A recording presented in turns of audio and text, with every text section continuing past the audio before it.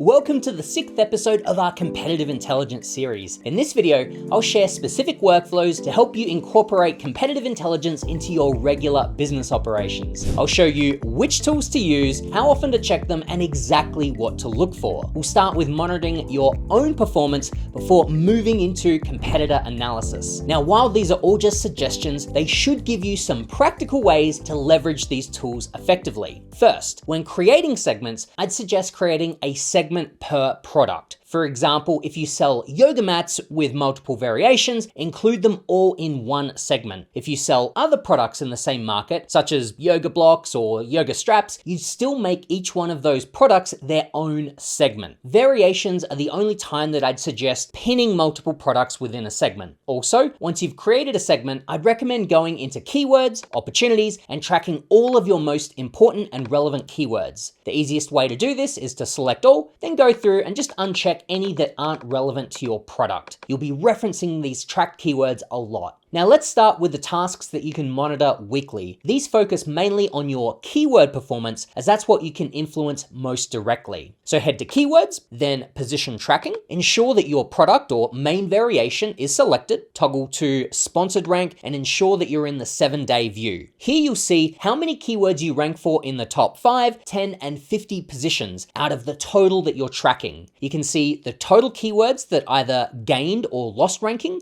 and you can click to see the specific keywords. I'd focus especially on keywords with lost positions. While some ranking fluctuation is normal, watch for significant changes. So if a keyword drops, let's say 10 positions or more, that's worth investigating. For example, if we click stainless steel cat food bowls, it'll take us to that keyword in the table below, and we can see the individual sponsored ranks for it for the past 30 days. What it's telling us is that during the past 30 days, we were as high as 1 and as low as 30, which we can see here. Currently, we're ranked 11. Now, this isn't my product, but if I determine that stainless steel cat food bowls is important for my product, I'd want to investigate why the sponsored rank has changed so much. We can also see a lot of days where we haven't ranked at all. I'd ask myself questions like, what are the bids like on this keyword? Does this campaign's budget exhaust itself early? I'd look at all of those kinds of things in my advertising campaigns. We can also toggle to organic rank now. In this example, it looks like we're dominating this keyword organically, so that might influence whether or not you continue to investigate the ad campaign, since we already seem to own the top ranking on this keyword.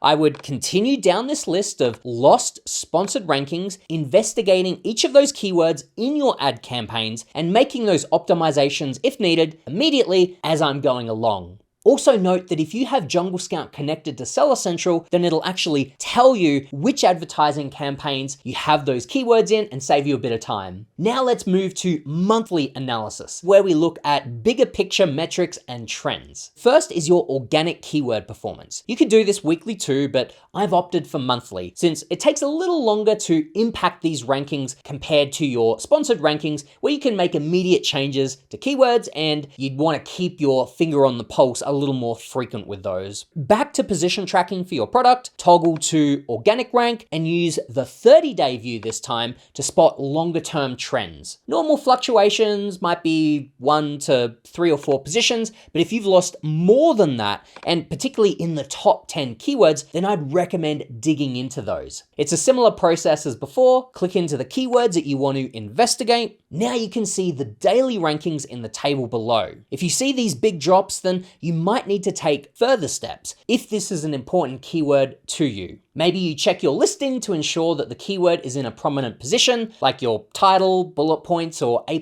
content, and you might even consider advertising on that keyword if you're not already, in order to help reclaim your organic position on it. The next monthly analysis is a market share review in the Overview tab. You might look at your previous month's performance, like I am here, or choose a period that makes the most sense for your company and reporting schedule. So if your market share increases, that's great. But if your market share drops, here's what to do. First, check if the entire market declined. To do that, look for total revenue. So for example, if the market is down 21%, but you're only down 9%, that's actually not too bad.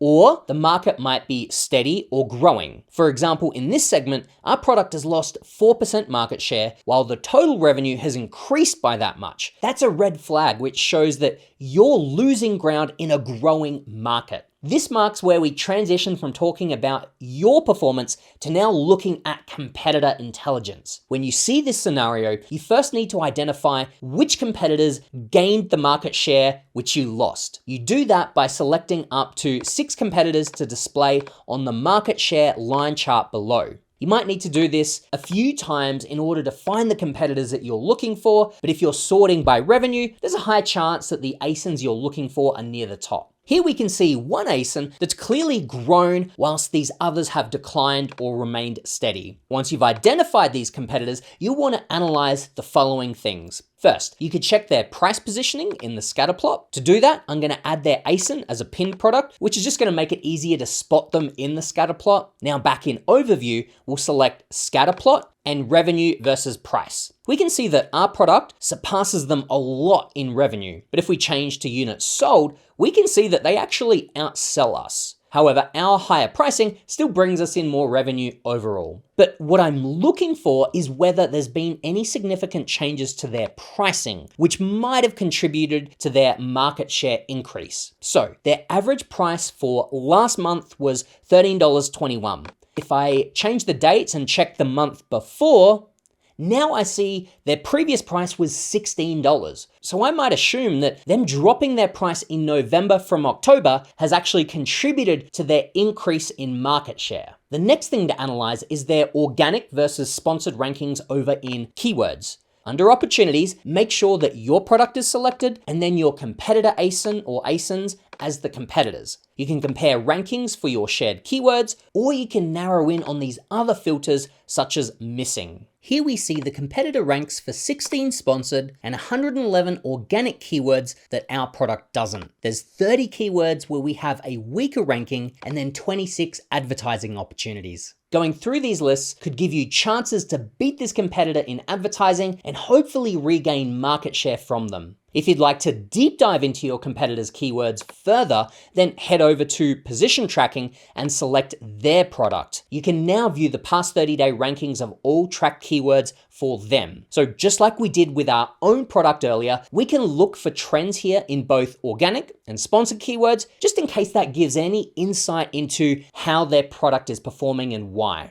Now, the third thing that you could analyze also falls into the next category of workflows, which you could perform quarterly or just less frequently than weekly or monthly tasks. And that is a listing and review analysis. In this tab, select your product here and choose your competitor ASIN or ASINs, then click Apply and Analyze. First up, check the listing quality score. If competitors have higher scores, then go in and compare the specifics, such as title and description length, number of bullet points, A+ content or not, and the total image count and types of images used. In this example, it looks like the competitor has a slightly higher LQS because our product doesn't have bullet points, but everything else seems pretty close. Neither of us are displaying a description, but that's because we both have A+ content instead. Next, you want to review the images carefully. Look at which benefits competitors highlight first. Are they focusing on features that you've positioned maybe later on in images, or maybe you haven't included at all? For example, if multiple competitors lead with, say, lifestyle images showing their product in use, whilst maybe your images start with more technical specifications, it might be worth testing a different order or even types of images in your lineup.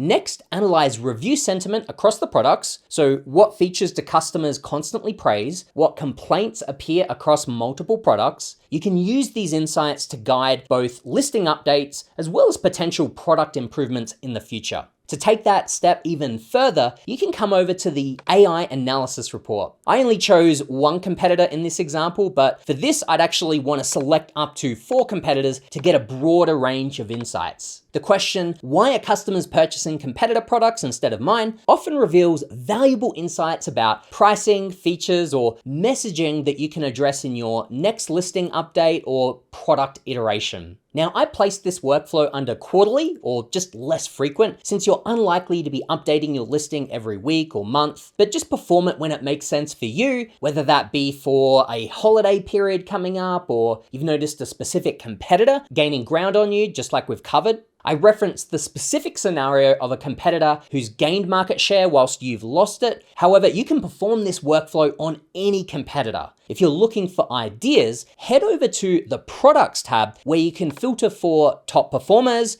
trending up, and closest competitors. These are all great candidates to repeat the process that I showed you. Remember, these workflows are just suggestions. Adjust the frequency based on your business needs. The key is to monitor your keyword rankings regularly so that you're able to quickly spot and take action if any issues arise. If you haven't started using competitive intelligence yet, make sure you head to our website to unlock all of these insights for your business. Thanks for watching, and I'll see you in the next video.